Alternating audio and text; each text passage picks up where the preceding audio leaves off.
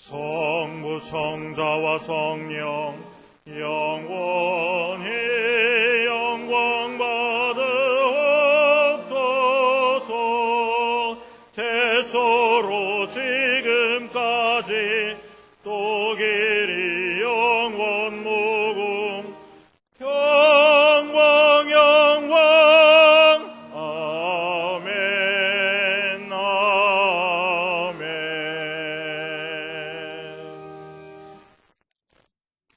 하나님이여, 찬송이 시온에서 주를 기다리오며 사람이 서원을 주께 이행하리이다. 기도를 들으시는 주여, 모든 육체가 주께 나아오리이다.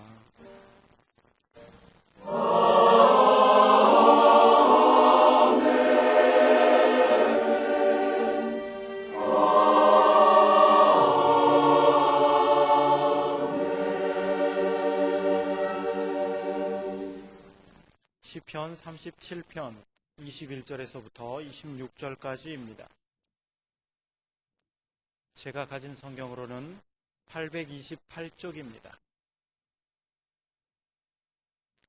악인은 꾸고 갚지 아니하나 의인은 은혜를 베풀고 주는도다. 주의 복을 받은 자는 땅을 차지하고 주의 저주를 받은 자는 끊어지리로다. 여호와께서 사람의 걸음을 정하시고 그 길을 기뻐하시나니 저는 넘어지나 아주 엎드러지지 아니함은 여호와께서 손으로 붙드심이로다. 내가 어려서부터 늙기까지 의인이 버림을 당하거나 그 자손이 걸식함을 보지 못하였도다. 저는 종일토록 은혜를 베풀고 부어주니 그 자손이 복을 받는도다. 아멘.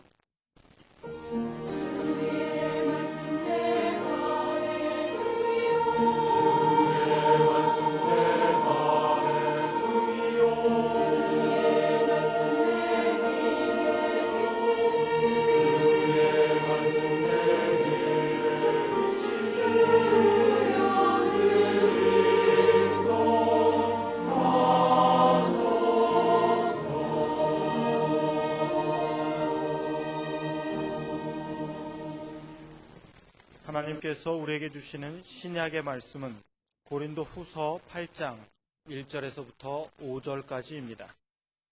제가 가진 성경으로 294쪽입니다. 형제들아, 하나님께서 마게도냐 교회들에게 주신 은혜를 우리가 너희에게 알게 하노니 환난의 많은 시련 가운데서 저희 넘치는 기쁨과 극한 가난이 저희로 풍성한 연고를 넘치도록 하게 하였느니라. 내가 증거하노니 저희가 힘대로 할 뿐 아니라 힘에 지나도록 자원하여 이 은혜와 성도 섬기는 일에 참여함에 대하여 우리에게 간절히 구하니 우리의 바라던 것뿐 아니라 저희가 먼저 자신을 주께 드리고 또 하나님의 뜻을 조차 우리에게 주었도다. 아멘. 오늘의 신약 본문 말씀 바로 뒤에 있는 고린도 후서 8장 9절을 보면 우리 주 예수 그리스도의 은혜를 너희가 알거니와 부요하신 자로서 너희를 위하여 가난하게 되심은 그의 가난함을 인하여 너희로 부요케 하려 하심이니라. 예수님은 하나님의 죄 없으신 외아들로서 하늘 보좌에서 영광받고 그러면서 세세토록 거기 계셔야 할 그분인데 낮고 천한 이 땅에 죄인의 모습을 입고 오셔서 십자가에서 죽기까지 순종하심으로 죄인을 구원하셨습니다. 부요하신 자로서 너희를 위하여 가난하게 되심은 그의 가난함을 인하여 너희로 부요케 하려 하심이니라. 이런 희생이, 이런 역설이 하나님 예수님이 아니고는 꿈엔들 가능한 일이겠습니까? 그 하나님을 아버지로 섬기며 따르지 않을 수 없는 것은 이러한 은혜 때문입니다. 그러니까 은혜고, 그러니까 사랑의 하나님이시고, 그래서 우리는 하나님의 자녀가 됐고, 특히 오래전부터 교회에서는 사순절을 지나면서 이러한 주님의 정신으로 선을 행하고 베풀기를 교회나 개인이 힘써온 전통이 있습니다.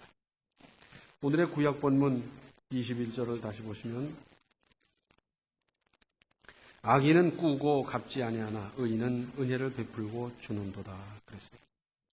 꾸어 쓰고 갚지 아니하면 그 액수가 어떻든지 악인이라는 겁니다. 그래서 부모님에게 꾸어 쓴 거 갚으세요. 자식에게 꾸어 쓴 거 갚으세요. 형님한테, 동생한테, 이모한테, 삼촌한테 꾼 거 다 갚으세요. 안 갚으면 악인이요. 300원을 안 갚아도 악인이요. 또 은혜를 베풀고 주는 사람은 의인이라고 성경은 판정하고 있습니다. 거기다가 26절에 저는 종일토록 은혜를 베풀고 꾸어주니 그 자손이 복을 받는도다 했습니다. 종일토록. 이 뜻은 쉬지 않고 언제나 할 수 있는 대로 한다 하는 겁니다. 그렇게 은혜를 베푸는 삶은 얼마나 아름다운 모습입니까? 또 꾸어준다 했는데 이 말씀이 쓰여질 당시를 비롯해서 사람 사는 세상 어딘들 꾸어쓰고 떼어먹는 사람이 전혀 없겠습니까? 아닙니다. 다 있지요. 간혹 있으면서도 안 갚고 떼어먹고 도망가는 사람이 어느 세상이나 있기 마련이지만 그렇더라도 꾸어주는 생활이 꾸어쓰는 삶보다 낫지 않겠습니까? 또 은혜를 베푼다 그랬는데 은혜가 뭡니까? 은혜란 가격에 맞게 교환하는 것, 주고받는 것이 아닙니다.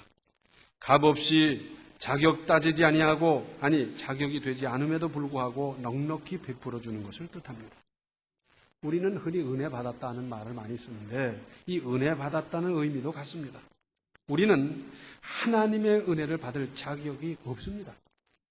내가 나를 살펴봐도 그런 그릇이 못 되는데도 불구하고 하나님께서 이러저러한 큰 은혜를 베풀어 주셨습니다. 이걸 달리 표현할 길이 없어서 우리는 은혜라고 말하고 있지 않습니까?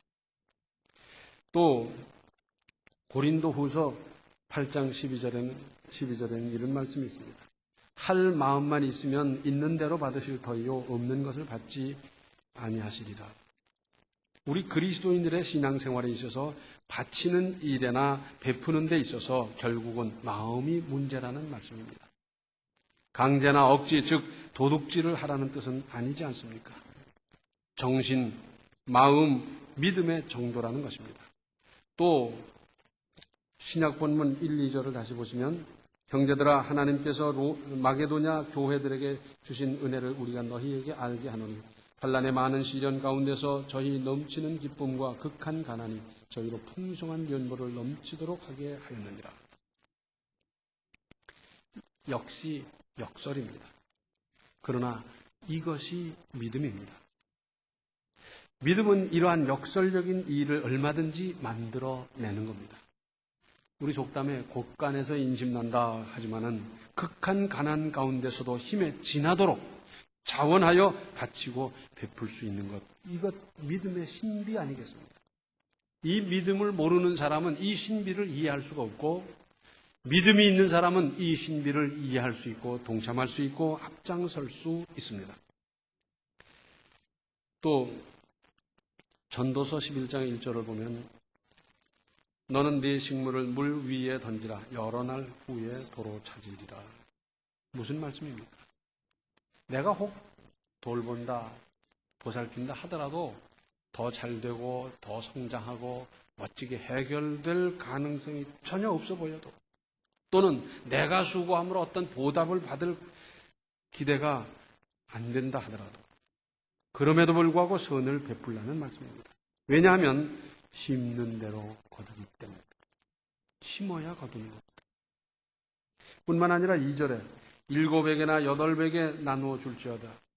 무슨 재앙이 땅에 임할는지 내가 알지 못함이니라 해서 나와 친숙한 누구누구만 돌보고 돕는 것이 아니라 범위를 넓혀서 이런 사람도 저런 사람도 이런 경우에도 저런 경우에도 많을 때는 많은 대로 적으면 적은 대로 또 여러 방법으로 베풀라는 말씀입니다. 그러다 보면 결국은 내가 베풀었는지 전혀 기억도 못하는 옛날의 자손으로 말미암아 거둘 때가 있다는 것입니다.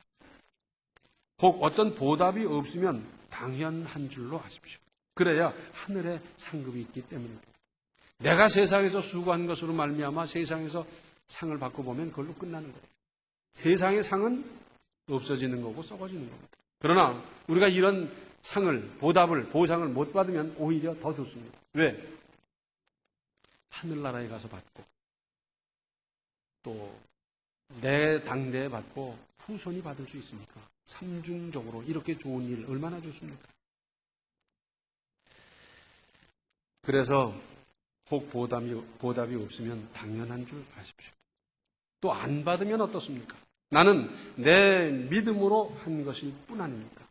내가 하나님으로부터 받은 은혜를, 주님으로부터 받은 은혜를 생각하면 가만히 있을 수가 없어서, 그래서 기회 닿는 대로 할 수 있는 대로 내가 할 수 있는 모든 방법을 동원해서 은혜를 베풀었다. 그 자체로서 믿음 아닙니까?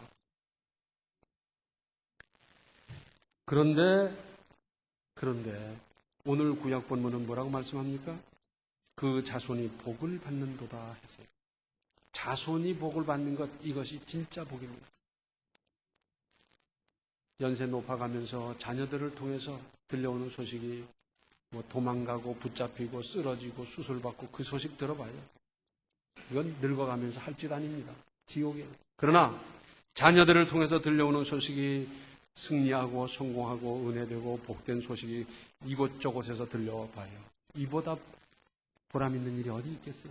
자손이 복을 받는 것이 진짜 복인데, 베푸는 사람에게 하나님께서 이 복을 주신다는 것. 틀켜쥐고 놓지 않고 저만 살겠다는 사람에게는 이 복이 따르지 않는다는 겁니다. 지금 어려우십니까? 그래도 심어야 합니다. 마치 흉년에 굶주려 가면서도 씨앗을 심는 농부의 심정과 같습니다. 우리 속담에 그러잖아요. 농부는 씨앗을 베고 죽을지언정 안 먹는다는 겁니다. 왜? 심어야 거두는데 그것을 탁 털어서 먹고 보면 그 다음 대책이 없어지잖아요. 그래서 지금 에라 하고 무슨 생각이 들 수 있어요. 이거 털어서 그냥 떡 한 번 실컷 먹고 죽어버릴까 하는 생각도 들 거예요. 그러나 그렇게 할 수가 없어요. 그래서 굶주린 배를 움켜쥐고라도 씨앗을 심는 겁니다. 물을 주고 보살피고 잡초를 뽑고 하다가 행여 자칫 내가 세상을 떠난다 하더라도 그 수확을 자녀가 거둘 수가 있지 않겠습니까? 굶주려 가면서도 씨앗을 심어야 하는 원리와 같습니다. 그래서 어려운 때일수록 심으십시오. 이것이 귀하고 그래서 귀한 것이고, 하나님께서는 바로 이런 것을 더욱 크게 보십니다. 내 형편을 나보다 더 잘 아시는 하나님께서 저도 저렇게 어려우면서 저렇게 베풀고 저렇게 신경 쓰고 저렇게 돌보고 저렇게 보살피고, 참 귀하다. 하나님 그러지 않겠어요? 잠언 11장 24절과 25절을 개정판으로 보면, 남에게 나누어 주는데도 더욱 부해지는 사람이 있는가 하면 마땅히 쓸 것까지 아끼는데도 가난해지는 사람이 있다.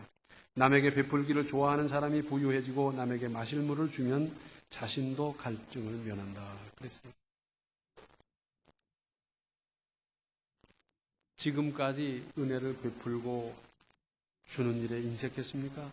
은혜를 베푸는 쪽으로 나의 자세를, 태도를 바꾸십시오. 혹 그쪽으로 힘써 왔습니까? 더 잘하고 더 많이 할 수 있도록 내 자세와 태도를 바꾸십시오. 별 사람이 다 있어요. 무슨 혜택이 좀 없을까? 무슨 혜택을 받을까? 어디 가면 그런 혜택을 무슨 시간에 받을 수 있을까? 그러면서 그것만 찾아다니는 사람이 있어요. 그런 사람은요, 늘 그 신세, 거짓 신세를 면할 수가 없습니다. 왜? 그것만 찾는데 무슨 생산적이고 건설적인 뭐가 되겠어요? 아닙니다. 그렇게 살겠습니까? 그럴 수 없습니다.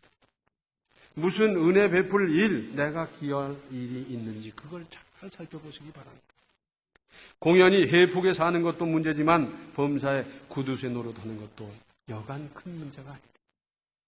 쥐면 다 제거되는 줄 아는데 하나님 불어버리면 끝나는 거예요. 안 먹고 안 쓰고 들켜지고 베풀지도 않고 그냥 들켜지고 하나님 불어버리면 끝나는 거예요. 우리에게 위탁하신 것이지 내 것이 어디 있습니까? 하나님의 뜻에 맞게 활용하면 하나님께서 더 주실 수도 있는데 들켜지고 그저 구두쇠 노릇 해봐요. 하나님 불어버릴 건데 그때 억울하다고 가슴을 치겠습니까? 전철을 한번 탔는데 사람이 많았어요. 어느 정거장에서 애기 엄마가 탔는데 보니까 하나는 없고 하나는 걸리고, 그리고 자세히 보니까 또 배까지 볼록해요. 얼마나 힘들겠어요. 그런데 섰는데 그 앞에 사람들이 전부 딴청을 하고 제가 서 있으니 저는 양보할 수도 없잖아요. 그런데 지팽이를 짚은 할아버지 한 분이 일어서시면서 애기 엄마 여기 앉으시지. 아유, 할아버지가 앉으셔야 되는데. 아니, 앉아. 그러니까 애기 엄마가 앉았어요. 옆에서 딴청하는 사람은 그 사람들이지만 나머지 다른 분들은 심정으로 박수 치고 싶은 마음. 아, 멋지다. 지팽이를 짚었으니까 당신도 불편하다는 얘기인데, 서 있기가 불편하다는 얘기인데, 그런데 자리를 양보하는데 정말 박수 치고 싶은 심정 다 흐뭇하고, 아, 저 할아버지 참 멋진 할아버지다. 그런 생각을 다 했더랬어요.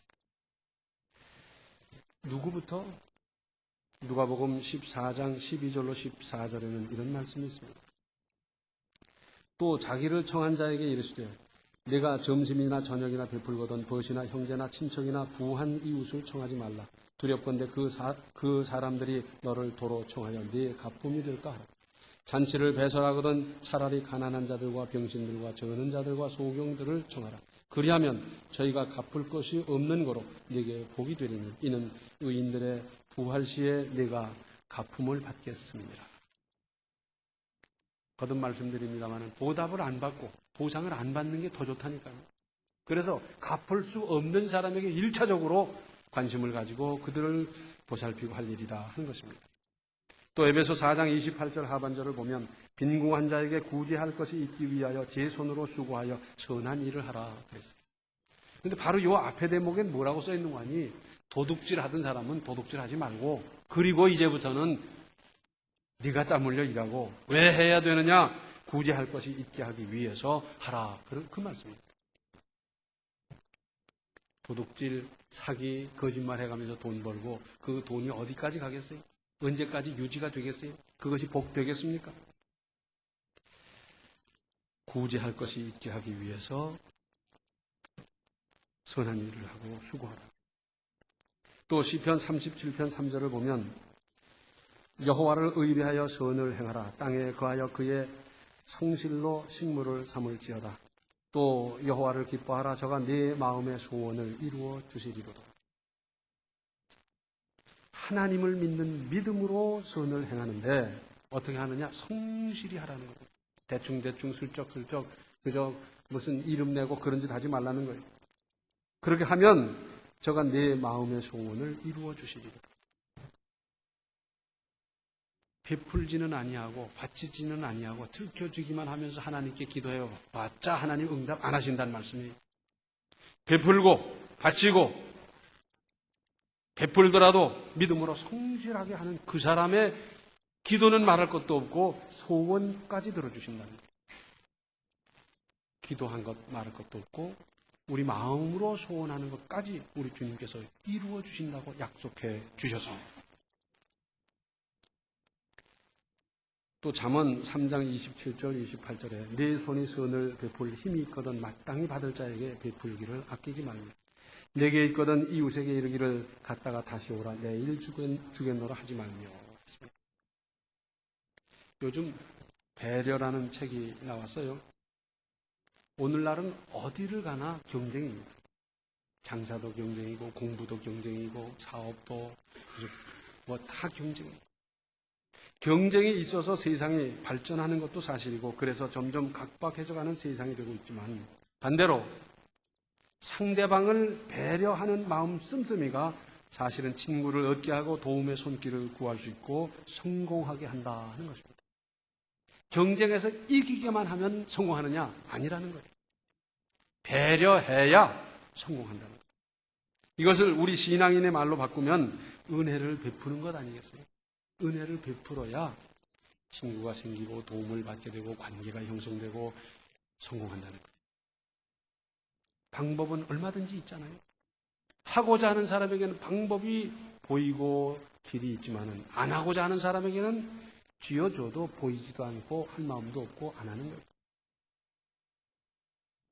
전에 이상양 전도사라는 분이 계셨습니다. 제가 그저 실물 사람 가운데서 본 사람 중에 예수님과 가장 가까운 모습이었다 이렇게 생각을 하는 분인데 이분은 정말 예수님과 같이 살았어요. 예수님 모습대로 그렇게 살았던 분인데 폐가 나빠서 폐 수술을 했어요. 근데 폐 수술을 한 걸 보니까 여기서부터 이 뒤까지 그냥 전부 잘랐고요. 그리고는 꼬매놨어요. 근데 폐 수술을 하고 잘 안 되는 경우는 뭐냐? 이게 안 붙는 겁니다. 꼬맨 대로 그대로 딱 붙어버리면 간단한 일인데 안 붙는 거예요. 그리고 거기 물이 줄줄 나오고 염증이 생겨요. 그래서 드레싱을 한다 하면서 가면 뭘 하느냐면 꼬맸던 거 다 풀르고 그리고 안 붙으니까 그 자죽을 전부 다 긁어내는 겁니다. 생사를. 그리고 다시 붙이고는 꼬매는 거예요. 얼마나 기가 막혀요. 끔찍한 아픔이죠. 뭐 조금 짠 것도 아니고 여기서부터 이 뒤까지 이렇게 째놓고 그걸 전부 그렇게 하는 거예요. 한두 번 한 것도 아니고 여러 번 했어요. 제가 연말에 찾아가면 그래요. 내 손을 턱 잡고 하는 말이 이전도사. 연말에 이 바쁜데 어떻게 왔어? 그 교회 바쁜 거 우리 다 알잖아. 아니, 위로받아야 될 사람이 위로를 하는 겁니다. 연초에 갔더니 아유, 연초에 바쁜데 어떻게 여기까지 왔어? 요새 추운데 어떻게 지내? 그분이 이쪽을 걱정하고 위로를 하는 거예요. 나보다 더 어려운 사람만 위로하는 게 아니라 나보다 덜 외로운, 덜 힘든 사람을 우리가 위로할 수도 있지 않습니까? 저는 그분을 잊을래야 잊을 수가 없어요. 어떻게 자기가 그렇게 끔찍하게 아프면서도 상대방을 먼저 생각하고 상대방을 배려하고 상대방을 위로할까? 이게 대단한 믿음입니다. 방법은 얼마든지 있습니다. 내가 힘이 있어서 힘으로도 올 수가 있고 내 경험과 모든 앞서간 기술이나 학식을 따라서 조언을 해줄 수 있고 충고를 해줄 수도 있고요. 박심하고 있는 사람에게 격려를 함으로 그 인생을 바꿔놓을 수도 있고 그를 위해서 기도해 줄 수가 있고 위로함으로 말미암아 새 힘을 얻게 할 수도 있지 않습니까? 꼭 능력 있는 사람만 하는 겁니까? 그렇지 않습니다. 그 충고 한마디가 조언 한마디가 그 인생을 바꿔놓을 수도 있고 그래서 새 힘을 얻고 새 길을 갈 수도 있지 않습니까? 어떤 병원에서 자살 미수 환자가 들어왔어요. 그래서 위 세척을 하고 뭐 난리를 폈어요. 그리고는 위장 이쪽 치료를 받은 후에는 그 다음엔 정신과 치료를 받는 겁니다. 그런데 이분은 자나깨나 생각은 자살이에요. 자살. 어떻게 하면 자살을 할까? 자살할 도구를 찾는 거예요. 그래서 그걸 전부 다 치우느라고 뭐 의사 간호사들이 그냥 뭐 비슷한 거 뭐 어떻게 해라든지 자살에 쓸 수 있는 거 치우느라고 애를 먹어요. 그런데도 이 사람은 자살. 그런데 하루는 의사가 와서 그럽니다. 그거 요렇게 좀 바꿔보라고. 예? 자살. 바꾸면 살자가 되니까 살아보라고. 이 사람이 한데 그런데 살자. 맞아. 살아야지. 내가 살기 위해서는 맞아. 밥도 많이 먹고 건강도 회복하고 앞으로 어떻게 살아갈까? 직장은 어떻게 할까? 경제는 어떻게 할까? 맞아. 살아야 돼. 인식이 바뀌니까 인생이 바뀌는 거예요. 거기에 돈이 들었습니까? 땀이 납니까? 무슨 힘든 일이 있어요? 각도만 바꿔줘도 인생이 달라질 수 있는데 우리는 이 일을 얼마든지 할 수 있지 않습니까? 내가 능력이 있습니까? 내가 나이가 몇 살인데 내가 젊은데 어떻게 어른을 돌보며 어른에게 무슨 조언을 할 수 있습니까? 아닙니다. 찾으면 얼마든지 방법이 있습니다. 이런 방법을 찾아서 은혜를 베풀고 그러므로 또 서로 좋은 관계를 유지하고 배려가 왔다 갔다 하면서 그러면서 아름다운 인생으로 점점 아름답게 건설해 가시기를 바랍니다. 기도하시겠습니다. 은혜로우신 아버지 하나님, 저희들 참 각박하고도 인색하게 살았습니다. 이제부터는 저희들이 다른 사람에게 부담을 주는 것이 아니라 다른 사람에게 은혜를 베풀며 살게 하여 주시고 마음으로, 생각으로, 기도로 우리가 할 수 있는 모든 방법을 잘 동원해서 이 일을 이루어갈 수 있도록 주여 도와주시옵소서. 예수님의 이름 받들어 간절히 기도하옵나이다. 아멘. 믿음으로 베푸는 삶으로 넉넉한 인생을 만들어 가십시오. 지금은 생명의 주 예수 그리스도의 은혜와 하나님 우리 아버지의 극진하신 사랑과 성령의 감화, 감동, 충만, 교통하심이 은혜를 베풀며 살기로 작정하는 모든 성도들 머리 위에 이제로부터 영원토록 함께 계시기를 간절히 축원하옵나이다. 아멘. 충만하신 은사가